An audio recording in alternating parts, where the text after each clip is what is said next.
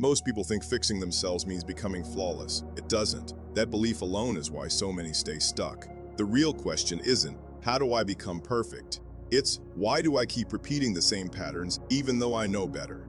Every person watching this has something they want to change. A habit that keeps pulling them backward. A voice in their head that questions their worth. A goal they've delayed so long it now feels uncomfortable to talk about.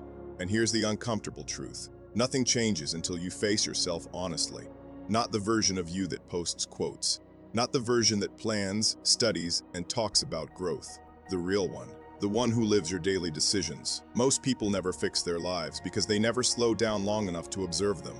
They react, they cope, they distract, but they don't examine. You cannot correct what you refuse to confront. Self-improvement begins with awareness, brutal, calm, non-emotional awareness. You have to look at your routines, your thinking patterns, your reactions and your standards without defending them. Ask yourself questions most people avoid. What habits quietly sabotage me? What excuses do I recycle every week? What thoughts do I believe without evidence? Which relationships drain more than they give? Write the answers down, not to judge yourself, but to see clearly, because clarity is power. The moment you see your life as it actually is, not as you hope it is, you regain control, and control is the beginning of change. But awareness alone isn't enough. The second barrier that keeps people stuck is blame. Blame feels safe. Blame protects the ego. Blame lets you avoid responsibility while pretending you're still trying. It's easy to say, if my past were different, if people supported me more, if life gave me a better hand. But growth starts the moment you drop the victim story. You are not responsible for everything that happened to you, but you are responsible for what happens next. And that responsibility is not a burden, it's freedom.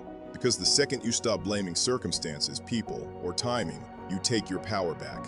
Power doesn't come from motivation, it comes from ownership. When you own your choices, your habits, and your direction, you stop waiting for life to change, and you start changing it. This is the pivot point most people never cross. And if you cross it, everything begins to shift. Once you take responsibility, the question becomes simple, but not easy. What are you going to do differently?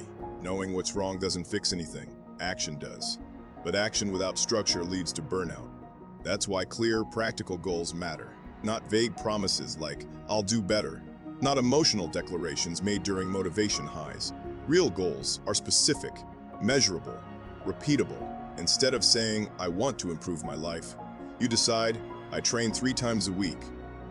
I work on my skill for 1 hour a day. I protect my sleep. I limit distractions. I finish what I start. Small actions, done consistently, change identity. And this is where discipline replaces motivation. Motivation is emotional. Discipline is structural. Motivation shows up when things feel good.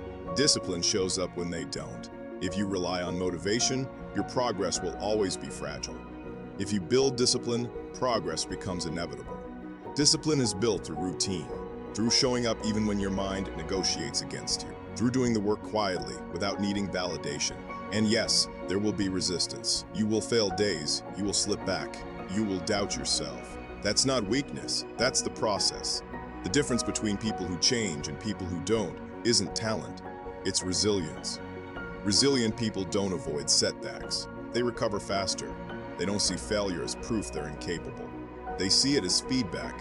Every mistake teaches you something, if you're willing to learn instead of quit. And as you build discipline and resilience, your mindset changes. You stop talking to yourself like an enemy. You stop predicting failure before you've even tried. You stop shrinking your goals to protect your comfort. Your inner dialogue matters more than most people realize. What you repeat internally becomes your standard externally. That's why self-care isn't optional, it's foundational. A tired mind makes poor decisions. A neglected body weakens ambition. A stressed nervous system sabotages focus. Sleep, nutrition, movement, and emotional regulation aren't luxuries. They are performance tools. And finally, understand this, fixing yourself is not a destination, it's a lifestyle. There is no finish line where effort stops. There is only progression, refinement, and growth. Some days you'll move fast. Some days you'll barely move at all.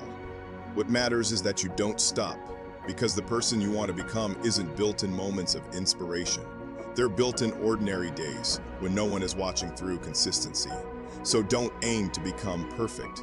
Aim to become dependable to yourself, to your future.